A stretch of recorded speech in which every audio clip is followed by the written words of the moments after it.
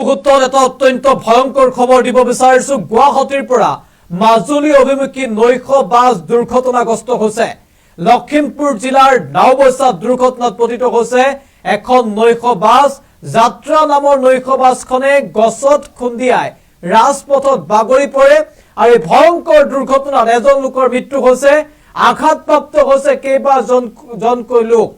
প্ৰায় 40 জনৰ অধিক যাত্ৰী কঢ়িয়াই আনিছিল বাছখনে।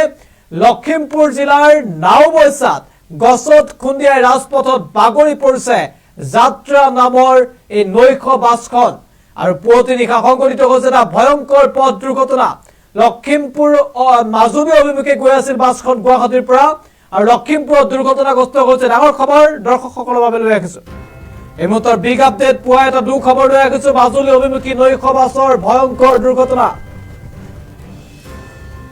লখিমপুৰৰ নাওবৈচাত ৰাজপথতে বাগৰিল বাছখন।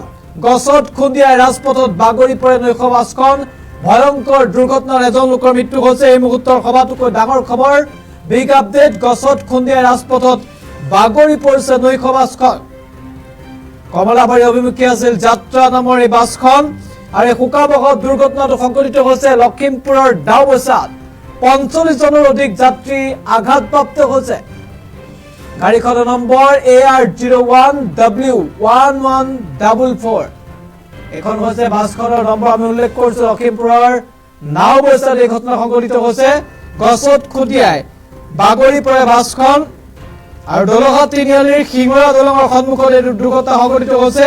গছত খুন্দিয়াই ৰাজপথত বাগৰি পৰে AR01W1144 নম্বৰৰ নৈশ বাছখন। আৰু গুৱাহাটীৰ পৰা মাজুলী অভিমুখী আছিল বাছখন, আৰু এই বাছখন দুৰ্ঘটনাত পতিত হৈছে। এজন লোকৰ মৃত্যু হৈছে। ভয়ংকৰ দুৰ্ঘটনাত গাড়ীৰ চেপাত মৃত্যু হৈছে এজন লোকৰ, আঘাতপ্ৰাপ্ত হৈছে কেইবাগৰাকীও। এই মুহূৰ্তত আমি নিশ্চয় দেখুৱাইছো। ইতিমধ্যে মন্তব্য আছে এগৰাকী যাত্ৰীৰ, মন্তব্য শুনাই ল'ব বিচাৰিছো। ঘটনাটো কিমান সময় ইয়াত যেনেকে কৈছে আপোনাৰ 4টাৰ পৰা 4:30টাৰ ভিতৰত হ'ব। কেনেকে হ'ল আমি গৈ আছো, মোৰ শ্লিপাৰ এইটো আপোনাৰ 12 নম্বৰ চিটটো আছিলে, ওপৰত গৈ আছিলো আৰু টোপনিতে আছিলো। যেতিয়া গাড়ীখন ইম্বেলেঞ্চ হৈ যোৱা যেন লাগিলে, তাৰপিছত মোৰ লগতো আছিলে মানে পেচেঞ্জাৰ, আৰু তাৰপিছত সেইখিনি সময়তে অলপ দীঘলীয়া সময় আছিলে। মানে আমি ভাবিছো গাড়ীখন ৰ'ব। প্ৰথমতে ভাবিছিলো মানে কি হ'ল, একো দিগ জ্ঞান শূন্য হৈ গ'ল। তাৰপিছত খুন্দা মাৰিলে, খুন্দা গৈ গোটেই গাড়ী। আৰু আমাৰ সেইটো সময়তে হুলস্থুল, মানে গাড়ী ইম্বেলেঞ্চ হোৱা সময়ৰ পৰা হুলস্থুল আৰম্ভ হৈছে। মহিলাসকলে চিঞৰিছে, আৰু চিঞৰাৰ পিছত তেখেত পিছত গৈ তেওঁ ঢুকাই গৈছে। তেওঁক আমি চেষ্টা কৰিছিলো, তেওঁ বেছি চিঞৰ আছিলে। মই বাকী এইখন বুৰ মাৰি পেলাই ভাঙি পেলাই খুলি দিলো, খুলি পেলাই গোটেই পিছফালৰ মানুহ চব ওলাই গ'ল এইফালে দি, আৰু মানুহখিনি উলিয়াই পেলাই বেগ চেগ উলিয়াই দিলো।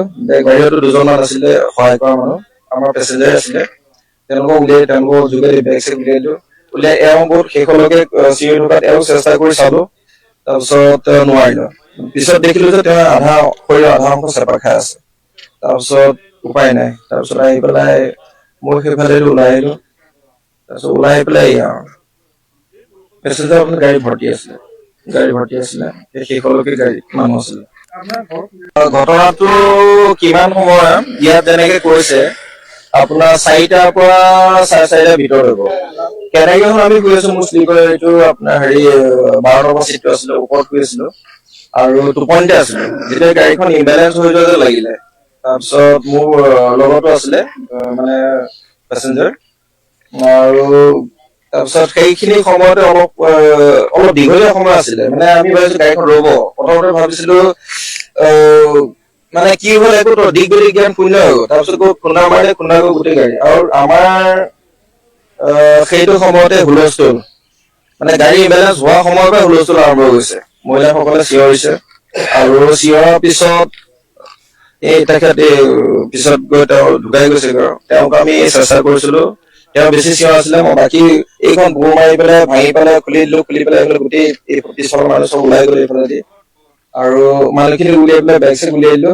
গাড়ীতো 2জনমান আছিলে সহায় কৰা মানুহ, আমাৰ পেচেঞ্জাৰ আছিলে, তেওঁলোকক যোগেদি বেগ চেগ উলিয়াই দিলো।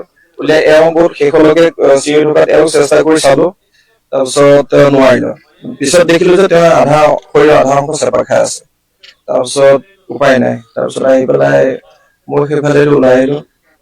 তাৰপিছত ওলাই পেলাই পেছেঞ্জাৰ আপোনাৰ গাড়ী ভৰ্তি আছিলে শেষলৈকে গাড়ী মানুহ আছিলে ঘটনাটো উত্তৰ পূবৰ আগশাৰী শিক্ষা প্ৰতিষ্ঠান প্ৰতীক্ষা গ্ৰুপ অফ ইনষ্টিটিউচনছ 2026 বৰ্ষৰ বাবে আৰম্ভ হ'ল নামভৰ্তি প্ৰক্ৰিয়া B pharm D pharm BSc nursing BMRIT BMLT GNM BPT পাঠ্যক্ৰমৰ বাবে মুকলি নামভৰ্তি 17 এপ্ৰিলৰ পৰা আৰম্ভ হৈছে বিনামূলীয়া CWA কোচিং আজি যোগাযোগ কৰক এই নম্বৰত 97063217768 9181022366 আৰু 9181022377